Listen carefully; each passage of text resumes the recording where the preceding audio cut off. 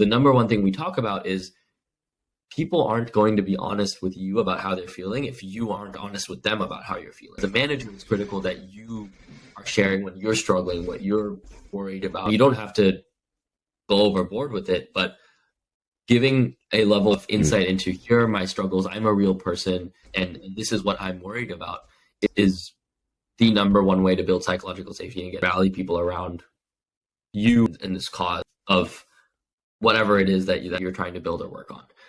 That's really the thing we tell managers and hear from managers all the time is when I am opening up, other people start doing the same. And then it creates this kind of like cocoon, whatever you want to call it, of I can actually trust the people on my team with how I'm feeling, what I'm worried about, what my struggles are. And that leads to all sorts of important conversations, even related to like unrelated topics.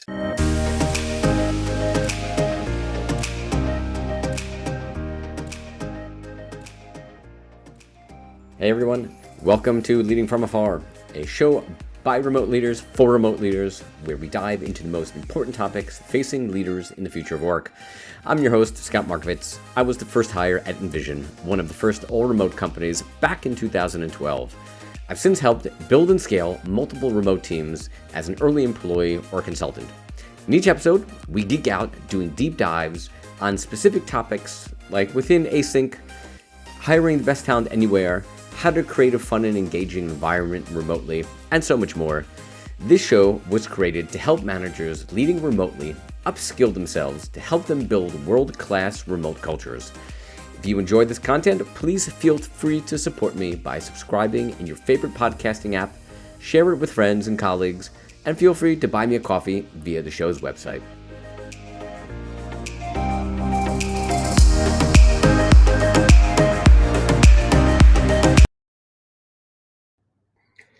Everybody, thank you for tuning into today's episode of Leading From Afar. I'm Scott Markovitz, and today we're going to be doing a deep dive into how remote leaders can better build team engagement, support their team's mental health, and really try and help prevent burnout within their team. So today, I'm joined by Sid Pandiya, the CEO of Kona. I've been a really big fan of theirs since their early beta days, and Kona was founded really based on the poor remote experience of the founders had with their remote managers. And they really knew that there just had to be a better way to support your team. So hope you enjoyed the show. Hey Sid, how's everything going today? Hey Scott, good to be on the show, and it's a great day. Super excited. It's early morning here, early-ish morning here in San Francisco. It's a nice, slightly cloudy day. Having a good one. Nice. I know you were in New York for a little while, so I guess you're just back to San Francisco. Back in SF now. Yeah, I split my time between New York and San Francisco. I spend summers in New York, and usually around Labor Day or after that, I come back to SF. Nice, very nice. Yeah, once the season starts to change, you want to avoid the cold as much as you can and get out of there as quickly as possible. Exactly. I'm not a fan of the cold, and thankfully, given I live in SF, I only have to deal with mild cold year round. Yeah, that's not so bad. It's my favorite thing here about being in Israel. It's like I'll take the hot summers anytime, as long as I don't get the New York cold winters. So give me hot, just don't give me those cold winters, especially without any snow. Exactly. Snow is I've only been in snow like twice in my whole life. Or 3 times. I don't plan on living in it just yet. That's awesome. So yeah, usually the way that we start off each episode, now tell us a little bit about yourself, and would love to hear the origin story of Kona. Absolutely. It's a longish story. I'll try to keep it short. Obviously it goes into my own personal story as well, but I'm Indian. I was born in Dubai, then lived in Hong Kong, then lived in India, spent some time in LA, spent some time in New York. Now I live in San Francisco. Because I moved around so much as a kid, I picked up accents wherever I went. And so nice. I lived in Hong Kong, went to a super English school. All my teachers and friends were all English. So I actually have like a perfect London accent that I switch into when I speak to English people. And then, of course, I'm Indian. So technically my real accent is my Indian accent. It's the one I speak to my parents. And then moved to America, picked up an American accent here. I've always just been like the kind of person that I'm super social. I'm like off the charts extroverted. I love being around people. I love kind of Yep. making people feel comfortable. And so like the kinds of problems I've always been interested in solving have been what I like to call squishy problems, quote unquote. So problems related to mental health, community, making Yep. people feel part of something, bridging gaps. And so I've been a founder since I was like 15 years old, and most of actually everything I've ever built has been in this general space. Like built community tools for high school debates in high school, built a platform to bridge the gap between the political left and right here in the US when I moved to college, and then started Kona with the goal of like helping remote teams actually build that human connection. And so the story is I met both my co-founders, Andrew and Green, in college at UCLA, where I studied computer science, and both of them went to UCLA as well.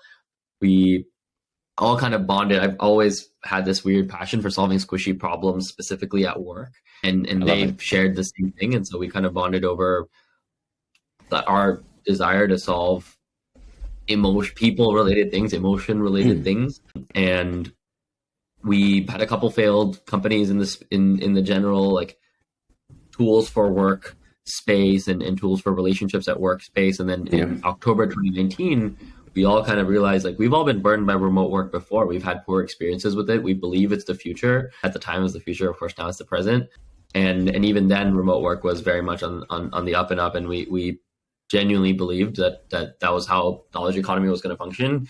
And we'd had our poor experiences with it. So we said, okay, we've made so many mistakes as founders before. Let's just learn about the space this time. So we talked to 200 remote managers before we wrote a single line of code and just asked them like, what is the hardest part about your job? What do you find difficult about your day-to-day? Why is that hard for you? And we kept hearing the same set of problems again and again and again, which was as a manager, it's the relationship building, it's the trust building, it's the human connection, it's the squishy problems Absolutely. that I find difficult. And they were struggling. And that's why we built Kona to solve that problem that we kept hearing of, I don't know how to build a relationship. I don't know how my team is feeling. And as a result, I can't build trust and human connection on my team. Interesting. So, I love the origin story.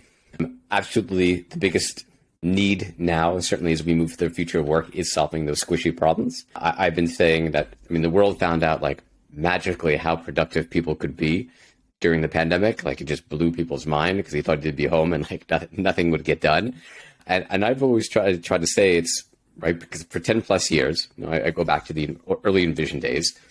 Even when people were working in office, we were still using cloud-based tools, right? We were using InVision for prototyping design. We're using Trello for product management. And we're using Google Docs for documentation. So we're used to working with cloud-based remote tools, even when sitting next to each other in an office or a conference room. Pandemic hits, you kind of take the office away, and people are still using the same tools that they had been. So like the workflow was still, nothing had changed outside of the physical environment. But what was missing was the squishy part, was the relationship building, was the engagement, was the water cooler moments, and all those other pieces that just happen, kind of naturally happen in an office, but needed to be recreated in the office. And it's exciting to see that now there's so much effort and emphasis on companies trying to solve these issues. Because the work stuff, okay, that's done. We've solved that. But now it's like the big piece. It's kind of exactly why Kona started. How do you gauge people? How do you get feedback? How do you understand if they're burning out or how they're feeling when you can't see them and you can't see like they're tired or they're frustrated or whatever it may be? So it's love to hear it. Definitely the right timing, which is always another good thing when building an early stage startup, getting the right timing. So we saw through the pandemic, right? And the number one topic that everybody was talking about was around mental health, which of course was obvious. I don't think there was a person on this planet that didn't have some type of mental health challenge. I know I was definitely in that bucket. But as we move on, you're kind of starting to hear a little bit less and less about it. But I think it still continues to be the most important thing that companies need to be focusing on, should be focusing on. So kind of, I would love to hear from your perspective let's start from a company base, because I would love to then dive more into like the individual manager. I know a lot of, especially season 2, the later half was very focused on an individual manager within a remote company that's maybe not doing the best practices of remote. Like how did they do the right things within their team? But let's start from a company. Like what should they be thinking about? What are they be focusing on? Like tools, ideas, so on and so forth, for around mental health, especially as the pandemic, fingers crossed, is making its way out the door? Great question. I think the big realization that we've had, or the few things I'll say in this regard is, one, mental health issues have not reduced with the pandemic subsiding. 1 in 3 Americans still suffer from some form of anxiety or depression. And we are still, and have been even pre-pandemic, have continuously been in a mental health epidemic, and it's not being talked about enough. And I think the big thing I would say is, sure, the forced isolation due to COVID might be on its way out, but people's mental health issues still remain. Sure. The anxiety, the stress, the burnout, those things haven't really gone away. And those things are not purely COVID related. They're not just as a result of being cooped up at home. And companies need to be thinking about mental health in a more holistic manner. Mental health is not just something that, if you're suffering from anxiety or depression or you're diagnosed, it's not a clinical diagnosis per se, although of course that's a big part of where a lot of the mental health resources go towards. Yeah. I think the thing that companies need to be thinking about, even from a purely like profit and like selfish capitalistic perspective, is prevention.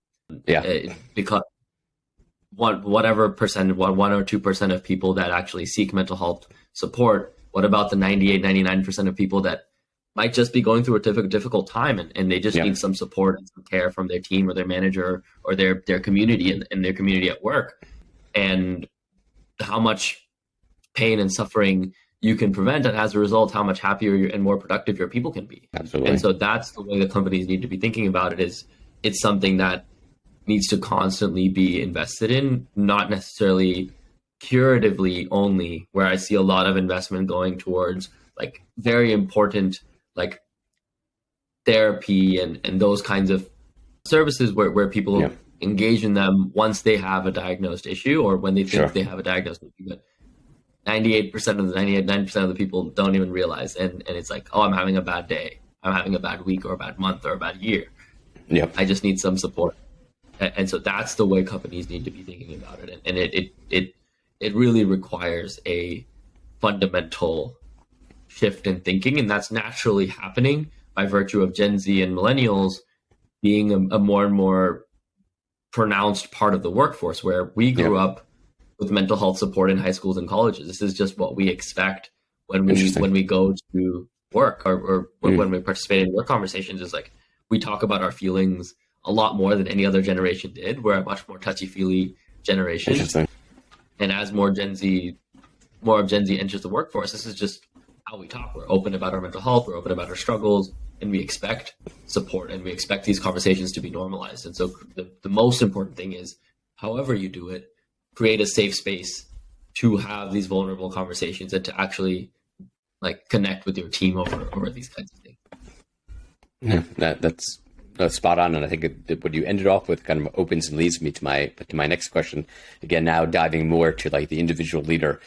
So I've said how many episodes, I'm a big believer there's 3 types of remote companies. You have your OGs and the companies that went remote before the pandemic. You have bucket number 1, bucket number 2, the remote companies that went remote during the pandemic and said, hey, we're going to embrace all the best of the future of work, right? Hiring globally and async by default at 4-day work weeks and all that good stuff. And where a majority of remote companies sit, it's kind of holding on to those old practices where they're not really embracing the best of what the future work has to offer. And in a lot of those cases, I've spoken to individual managers who have been sitting within those teams who are like, hey, we want to do better. Or I want to do better for my team, even if my company is not there yet. So I want to focus kind of on that, like individual leaders, like kind of what can they be doing, especially with companies that aren't, again, on board or doing these things. Because I saw a recent Mental Health America report from 2022 that said 2/3 of employees aren't comfortable discussing their mental health. Maybe they didn't interview too many Gen Zs, or maybe the 1/3 were the Gen Zs. But so for me, improving the stats really comes by leading from the front, right? You being the leader, you're the one who kind of sets the path and blazes the path, and what you do, your team will follow. So I would love to hear, from your perspective as a leader, from maybe conversations you've had with other leaders, tell me what and how that you've been sharing and things that you've been hearing about your own mental health story to create that environment where others will share. Absolutely. I love that you asked that question. And of course, we work with 400 plus of the best managers out there across companies like Masterclass, Canva, Oyster, Buffer, you name it, the remote OGs, new companies, and all that kind of stuff. The thing that we always talk about is, one, it's all about trust and psychological safety. I'm a big fan of Brene Brown, Dare to Lead. Vulnerability as a strength is something that we talk about and I genuinely believe in. I think that the old school mentality is, as a leader, you have to be strong and put up this facade and kind of be the person that everybody can rely on to always be like okay during tough times. And that has felt in the past incongruent with vulnerability. But I think what the advent of what Brene Brown talks about, or what I infer from what Brene Brown talks about, is being vulnerable is the best way in which you actually build trust with your team. And trust at the end of the day is the most important thing you need on a team. When your team trusts you and trusts each other, that's when you do your best work. That's when you have the important conversations. That's when people don't quit and people don't leave. And in a environment where we have global access to opportunity and global access to talent, the best talent is going to go to the best teams and the best companies. And so if you want to perform at your best level, you need to create an environment where you're able to keep your best people.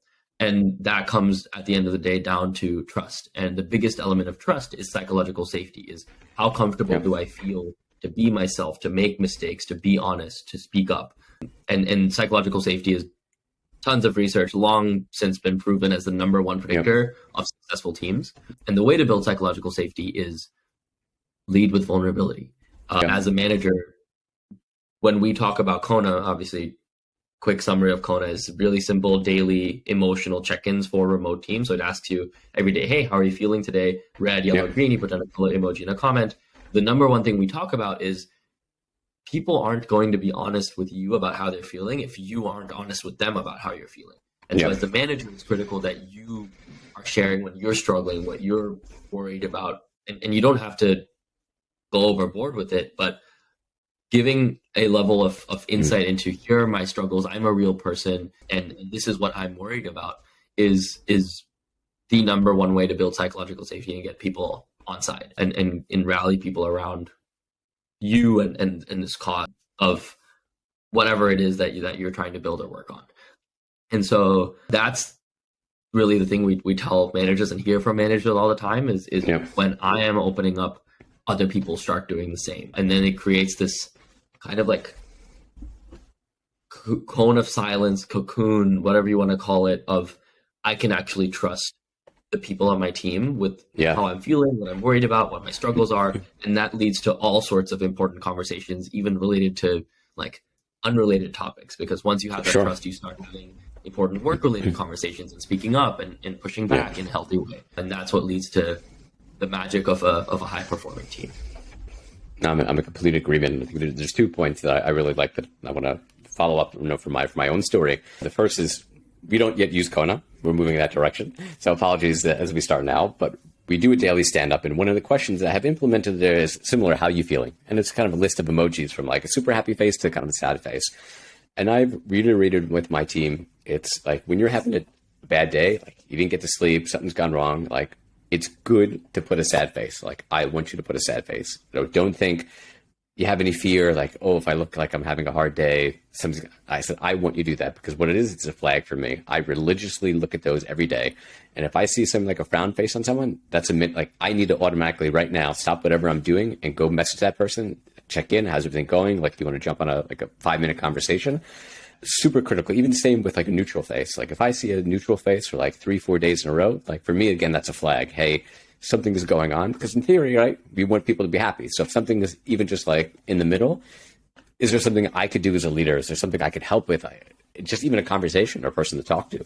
So I love that idea of, with Kona, how that's built in and how that helps managers.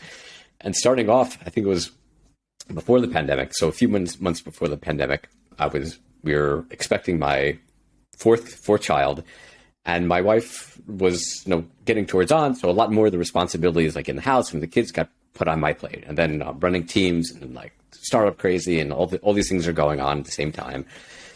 And it was like a Friday night, and I felt like I was having a heart attack. Right, I had like numbness in my fingers, down my extremities, and like pain, this and the other. And I called the ambulance to come over, and they check everything out. Everything looks good. And one of the EMTs asked, like, "Have you been under any additional extra stress or anxiety recently?"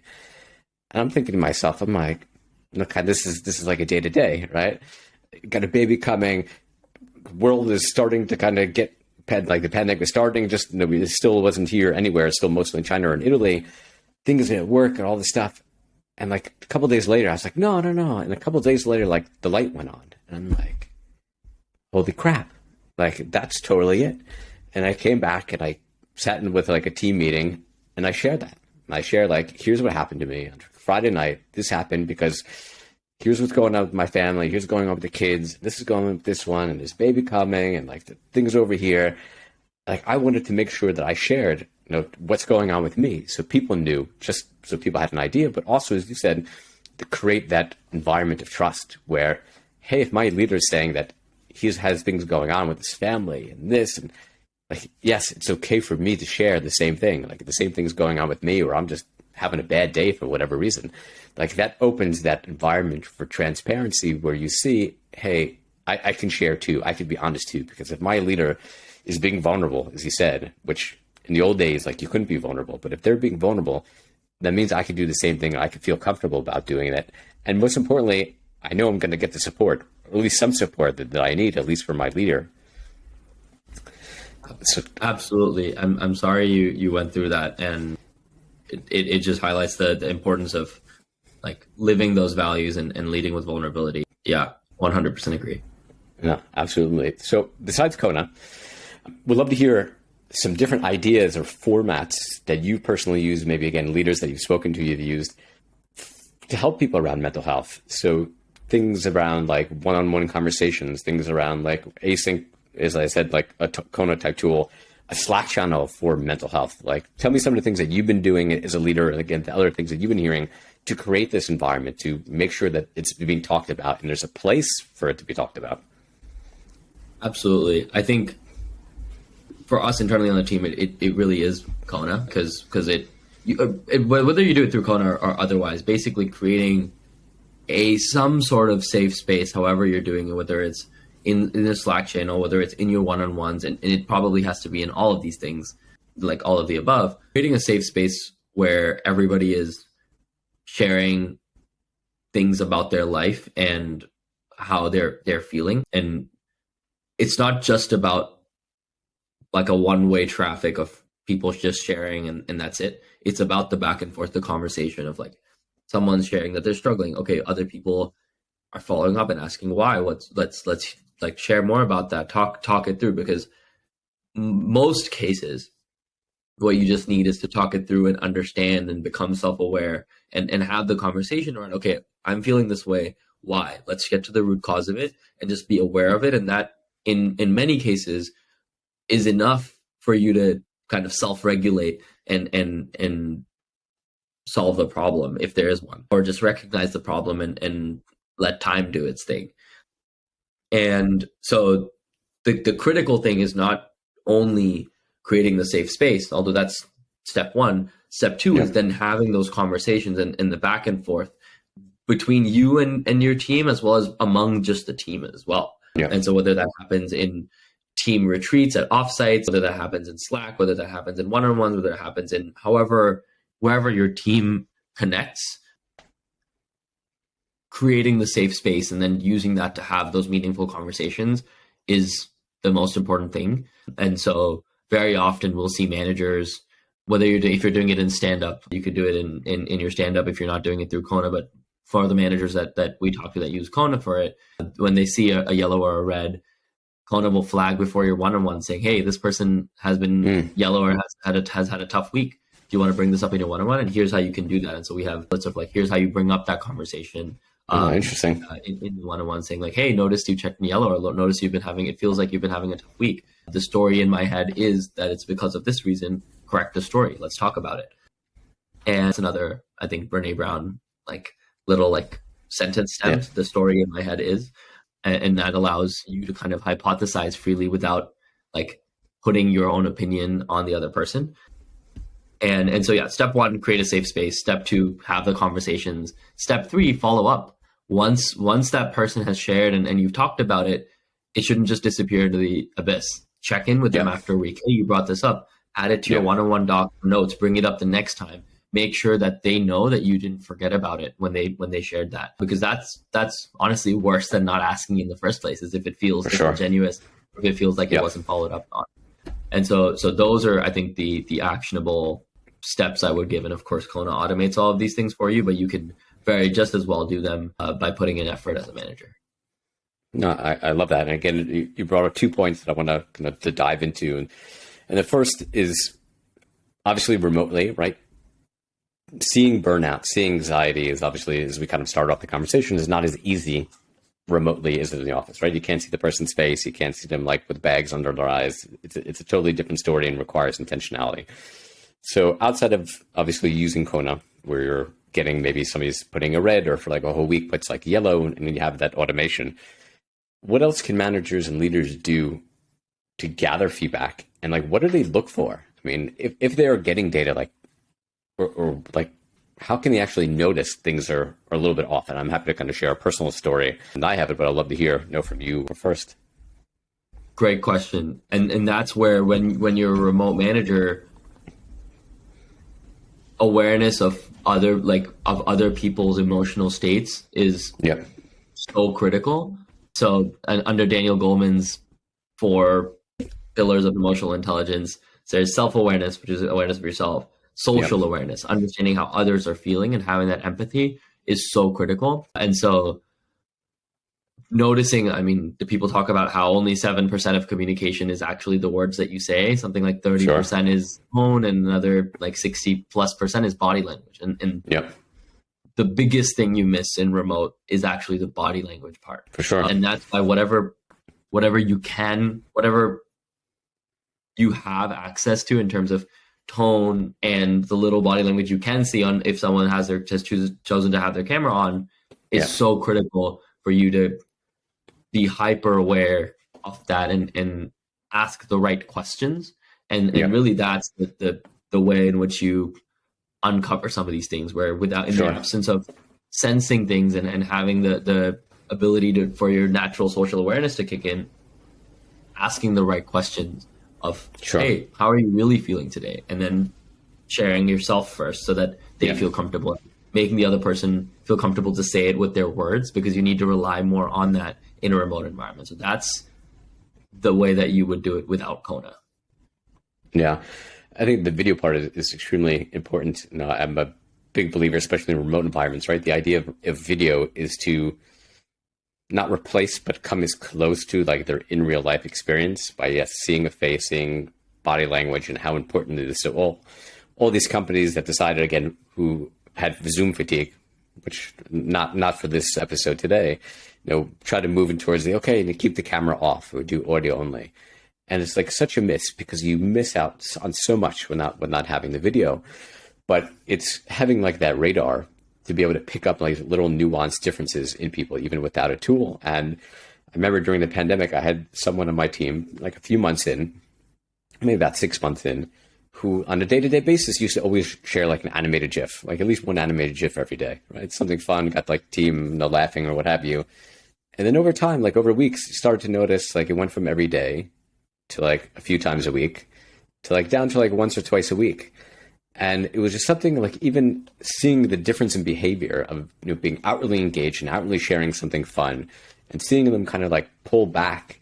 And like for me, that was like a red flag. I mean, that was like the radar went off, like, hey, something's going on, because again, this person is normally engaged, or it could be even on Zoom calls or meetings. If you're doing synchronous meetings, for an episode, someone talks a lot, someone's very engaged, answering questions, giving feedback, and all of a sudden they're kind of more quiet and they're asking less and they're being less engaged, and having to have this radar that you kind of notice when there's somewhat of a difference, that comes in. So a second point that you bring in, I want to filter on this. So let's go with the example. Okay, you've implemented Kona. You're having an environment where you're getting feedback. Tell me some examples of specific feedback that you've received as a leader, or again, from conversations you have with other leaders, and what actually happened with that? Like, what came out of that? Great question. One example I can think of, and this has happened multiple times with myself, Andrew, Green, where Kona has like proactively identified burnout before it happened. Yeah. But there was a time last year when Andrew was kind of like moving around in a bunch of different cities. He was deciding where he wanted to live. So he had chosen a place where he wanted to be for the next few years. And he had just moved to New York City, didn't know a lot of people there, and had started mentioning in his check-ins. And I noticed, and Kona flagged for me actually, that, hey, Andrew's been yellow all week, and his check-in yellow like 3 or 4 times in a row. And and Kona flagged those, showed me those check-ins and said, hey, he's mentioned new city anxiety. He's mentioned work was getting overwhelming. He was mentioning like an increased level of stress and tired. And Kona basically flagged that to me and said, hey, this is what's going on. And that's it. And that was enough for me to be able to take to Andrew, and we do one-on-ones every week. And so in the next one-on-one, I said, hey, Andrew, Kona flagged this for me. Let's talk about it. Do you agree with what it's saying? And in some cases it's happened where the other person was like, no, it's just an off week. I think I'll be good by next. And in the conversation we had about it with Andrew about it, we were able to uncover that Andrew was feeling a little bit more overwhelmed than usual. And we realized he hadn't taken any time off in forever. And so I convinced him he could take some time off. We hold each other. Kona allows us to hold each other accountable for that kind of thing. And he's done the same for me. We've done the same for Green, and so on and so forth. But in this specific case, I was able to convince Andrew, hey, take some time off, go on a trip, go somewhere with friends, see something fun or spend time with family. And he went to Orlando and had a great time, came back and felt a lot better. And his Kona check-ins, he started mentioning Green more often, things like that. And so that's awesome. That's an example. And the same thing happened to me. The same thing happened with Green. And often it can be as straightforward as, hey, when was your last vacation? When was your last time of rest? But sometimes it's deeper than that. And it's helped our customers. We've had a director of engineering tell us that he noticed his engineering managers getting more overwhelmed with the amount of work that they had to do, and realized that they misplanned their headcount. And so that director of engineering was able to use the data in Kona to make the case, hey, look, there's a spike in yellows and reds. We need more people. Yeah. No, that's amazing. So what kind of like the first story reminds me of when I started my latest role. One of the people on my team, one of like support CSMs, was about to go on maternity leave. So she had about like, when I joined, it was like, I think 2 or 3 weeks before she went on maternity leave. And as you can imagine, right, you're 2-3 weeks from going on maternity leave, like all the stress and anxiety of having a baby, first baby, things at work, trying to hand off things to kind of new team, like all that's going on. And all the obviously stress and anxiety of like what it's going to be while I'm gone and when I come back. And at the time, the company had a maternity policy of 1 month off because they didn't have anybody, right? For all these years, they never had anybody. And as soon as I heard that, I'm like, holy crap, like that can't be, like no way.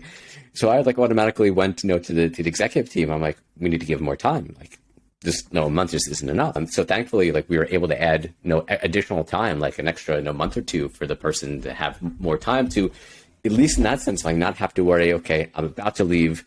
I'm trying to hand these things off. I have to focus on the baby. And you know what, at least can kind of remove that, in 4 weeks, I got to come back. And how am I going to deal with having a baby and doing this to at least give that person like a little bit of time and some more rest.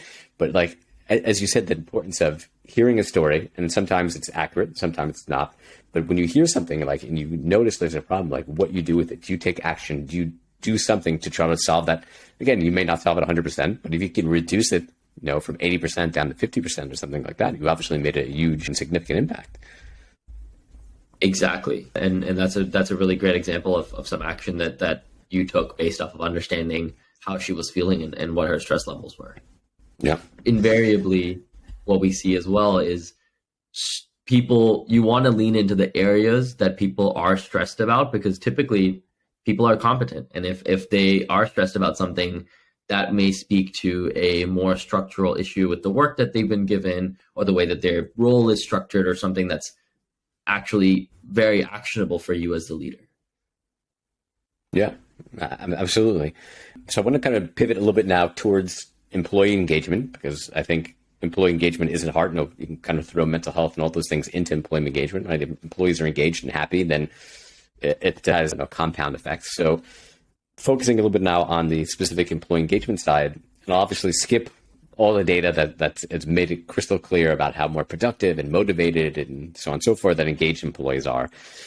So we now know that leaders obviously have to be very intentional with creating opportunities for their team to bond and build relationships, especially so much in remote environments. I had this conversation earlier. I recorded an episode with somebody who I worked with, Vision, who was one of the very early employees there. And we were kind of talking about the early days of in Vision and how kind of later on, a lot of the culture kind of grew around from the team. So it was very much kind of organic and grassroots, because back in 2012, there were like 2 or 3 remote companies at the time, right? There were no GitLab manuals. There was no one of these remote leaders who were sharing the best practices.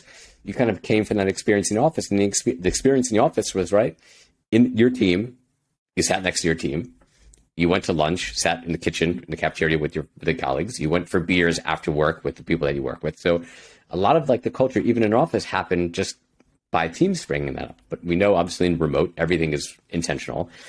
So how as a leader, what can they be doing? And even from your perspective, would love to hear some of the things that you've done with your team to build relationships remotely. Great question. A number of things. One, I've seen a lot of people talking about this recently, so that maybe this is not really a hot take anymore, but I feel like remote work being the great equalizer that it is, and the ability that it allows you to have a much more diverse team and actually have representation across your team, which is how you make a better, higher functioning team. Yeah. Which means that your work-related socialization, if it's after work, that's inherently not inclusive, because working moms, people that are caregivers, cannot inherently participate. Yeah. In those conversations or in those events. And so our belief is have them during work hours, have them during a time when people can participate. Better still, have them async. And so create opportunities for people to bond and connect in an async way, as well as, so that's one. And I can talk more about that. Other thing I'll talk about is, and one thing I've seen other companies do really well, is allow people, given remote is not I feel like a lot of companies see remote as something that you have to work around, as opposed to something that is a force multiplier. And Absolutely. So embrace the fact that your team is global and allow people to so lean into that basically. And so instead of forcing people to necessarily come together and hang out after work hours and deal with all the time zone stuff, have people share something that they went out and did in the community. One thing that I've heard Salesforce does really well is they have their 1% pledge, where 1% of their profits, 1% of their time goes into social work. And so for what they've had a lot of people do, and I think in the summer internship season is when they do a lot of this work, where obviously having younger college students be part of the team is always super exciting. They have people go out and make masks for the homeless or distribute food in their community, and something that allows you to kind of embrace the fact that you're globally distributed. We do, for example, we have fun channels, people sharing things about where they're traveling, what are they seeing. Sure. We have a channel, because we're a dog themed company, we have a dog spotting channel where we have the ability to spot dogs around the country, around the world, wherever you're going, and share a picture of some cute dog. Dopamine hit everybody needs every day. Absolutely. Which is nice. Another big thing we do is gratitude. That's actually it's just a hack for happiness, in my opinion. Absolutely. And so we're always sharing things that we're grateful for, recognition to each other, as well as recognition to people in our family. And so at the end of every week, when we do our retros, we're not as async as we want to be. So we often end up doing this activity synchronously, where everybody just goes around sharing something that they're grateful for. It could be someone's grateful for their mom, someone's grateful for their sibling, someone's grateful for their partner, someone's grateful for someone else on the team. And so that's just a way of getting people engaged, learning about people's lives in an authentic, vulnerable way. Gratitude is, at the end of the day, it's still a very vulnerable thing to participate in, and scientifically proven to boost happiness and employee engagement as well. So there's tons of async things you can do, but the high level, I would say, is lean into the fact that you're remote and allow people to do things like share travel stories, share like do things in their community, participate in family, and two, create opportunity for async things. And of course, on our team, Kona is a big one where people are sharing things about their life and what's going on with them, and then people follow up asking for pictures. So someone comes back on a Monday and says, "I'm green. I'm celebrating because it was my brother's birthday," and everyone's like, "Oh, happy birthday! Send pictures." Or, "Oh, I went traveling. I saw this really cool mountain." It's like something that would not happen if we were all huddled around an office in San Francisco. And so that part is cool with Kona, but you can do that in any channel. I mean, there's so much goodness in here to unpack. This time I'm going to go with 3 points there. I had two, and then you added a third one. So I'll start with the latter one with gratitude. I've seen it personally in my life how much of a difference. Like, I have a group in the morning that we do kind of like morning stretching. We do gratitude journaling and kind of other journaling as well. Like 2 or 3 times a week, we get to group as like a 2 or 3 people in the group. And we go through like our journal, like what are you grateful for? Like what wins do you have? Like all those different things. I've seen myself what a huge impact that's made for my own mental health when I just get stuff out there. Like, even days when it's hard for me to not be grateful, and even sometimes I'll put down like the fact that some days I just don't have anything to come up with for what I'm grateful for. And I absolutely love it. With the tool that we've been using with my team, like that's the first question every morning is like, what are you grateful for? So every day trying to build that is like a habit. Like, again, it could be family, it could, whatever it is. Like, even if you can't think of something, like repeat the same thing. The fact that you try to think about, hey, I'm grateful for this is super important. And I have experienced the difference in my own mental health around that. The second thing that he said, which I really love, is around the idea around inclusivity.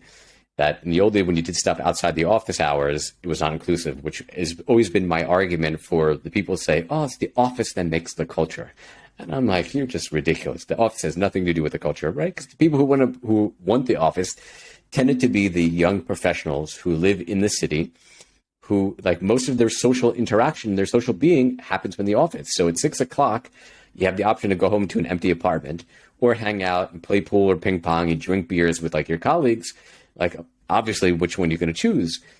But once you get married, once you start having a family and you move out to the suburbs, like the last thing you want to do is be in the office. Like, you want to get home, you want to be with your family, you want to spend time in your community, you want to be doing things like that. And yeah, how much of that focus has been, after hours, after this, where, as you said, like people who aren't young professionals, who their social being is around work, like, that's the last thing you want to do, right? I want to get the hell out of the office as early as possible to get home, avoid traffic, and like spend the time with my family. So I absolutely love that point. And the third point now is totally escaping me. Oh, brother. Lean into remote? No. What was oh man. I should have taken notes while you're talking here. I totally missed this one. Okay, well, if I remember it, I'll come back to it later. So we'll have to shift to another question. But for remote leaders today, again, who are part of an organization, who aren't really doing these engagement things, who aren't really focusing on culture, like outside of obviously implementing Kona, what can like a remote leader, an individual leader who may be managing a small team, again, in one of these companies, like what can they do today to help foster better relationships and engagement within their team? Like, it doesn't have to be tools, but it could be fun thing is times get the teams together. And again, I'm happy to share things I do with my teams. Would love to hear again what you're doing with your teams and what leaders that you've spoken to have been doing. Great question. A number of things. I think the high level is the most important thing to do is action. Just doing something and seeing that you're hearing from your team or making your team feel like you're putting in the effort. And making it clear to your team that you are trying and that this is a priority for you is the first step. Because after that, you can iterate and your team will give you the feedback. And as long as they know that this is something you care about and that you prioritize, the rest of it will come with time. And so the first thing you can do is make a commitment to your team and stand by that commitment of this is something I care about. I want to make an effort to be a better leader for you. And what that looks like for me is A, B, and C. And for me, that means ensuring that you feel supported, ensuring that you feel like you can grow in your role, and ensuring that I'm caring for you and giving you, really those two things, that I'm supporting you in the way that you need. And that's the number one most important role of a manager. And a big part of that support is just being there, talking things through, supporting mental health, having those conversations, and creating a space for people to connect with each other, and whether with or without the manager. And so that's the first thing to do is make a commitment to your team today. And then ask them what are ways in which you wish we could engage with each other. People will come up with ideas. You can have it be consensus however you want. Include other people in the process of deciding things to do. Then pick something, make a decision, start it, try it, get feedback, and iterate. Because just like a product, culture is something that you constantly iterate on.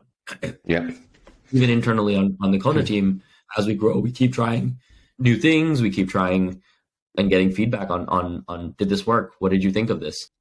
And that's how we iterate. So the first step is make a commitment. Second step is try something, then iterate on it. And of course, Kona is free to use for teams. Single teams can try it out. You don't need to have your whole company use it. It's free to install the Slack and play around. There's a free version of the product, and you can kind of go from there.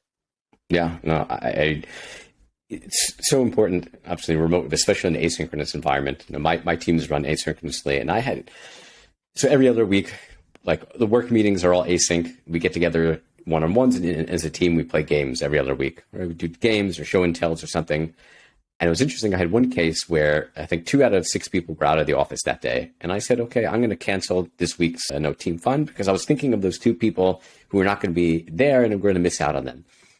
The next kind of like bi-weekly async check-in that I had, one of my team had said that, hey, sometimes I feel like we're too async.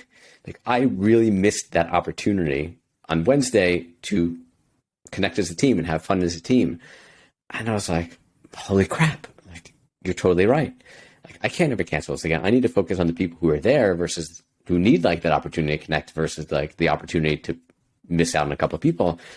And it was like, okay, I'm never going to do this again. And then it was consistently, and as you said, asking like, what else can we be doing? So we've done things like co-working sessions where we'll just open up like a Zoom or something call for like half an hour, 40 minutes. And it's just people can talk about work. People can talk about whatever else it is.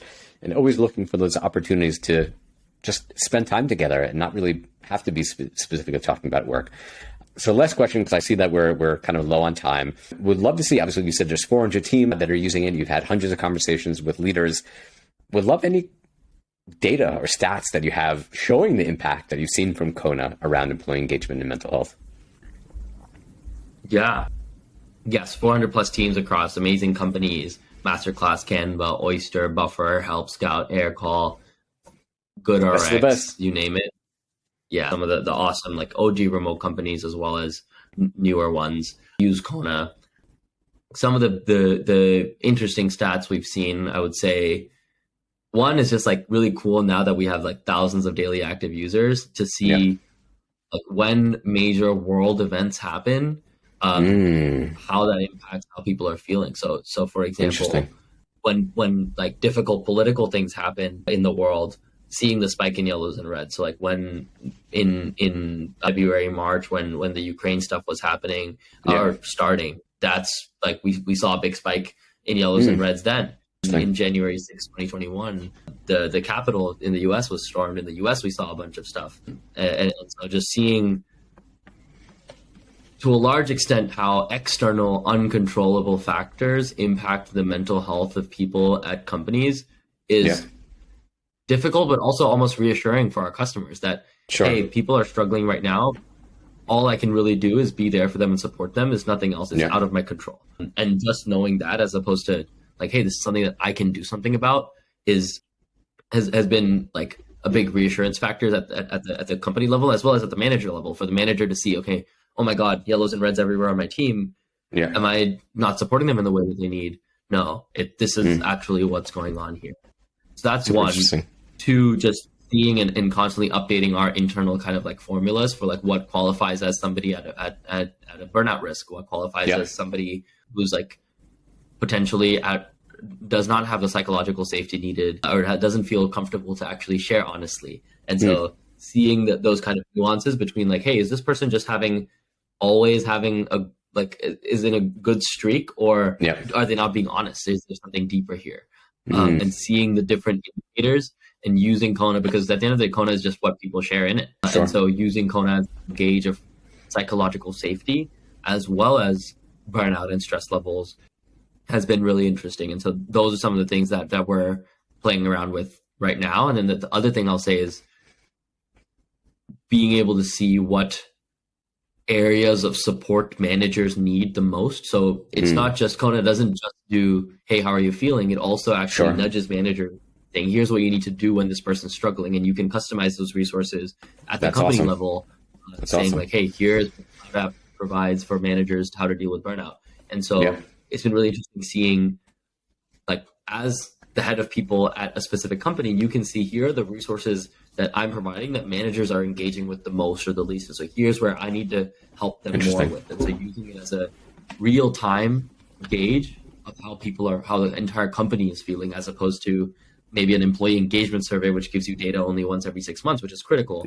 And you can't replace those with Kona, but being able to have more day-to-day pulse on what is going well and badly at the org, I think is what has been really interesting to see from a company to company basis.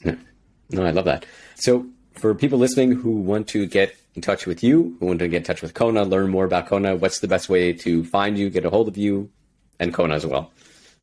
Absolutely. So website is heykona.com. That's HEYKONA.com.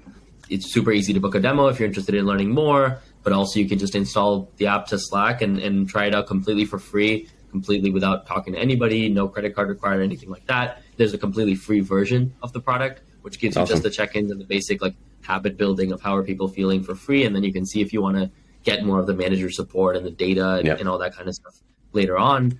And so, website's the best way, but also we are at Get Kona on Twitter. And I myself, you can find me at Sid Pandiya on Twitter and LinkedIn. So that's how to get a hold of me or Kona. Website's probably the best way. So heykona.com.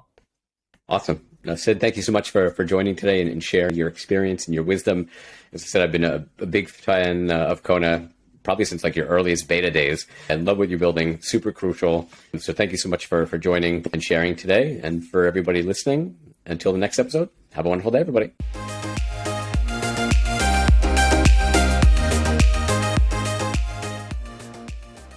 Thank you so much for tuning into today's show. I really hope you enjoyed it. My aim is for everyone listening to have one takeaway from each episode they can then go and use with their teams. If you enjoyed the show, please feel free to support me by subscribing in your favorite podcasting app, on our YouTube channel, share it with friends and colleagues, and please feel free to buy me a coffee via the show's website.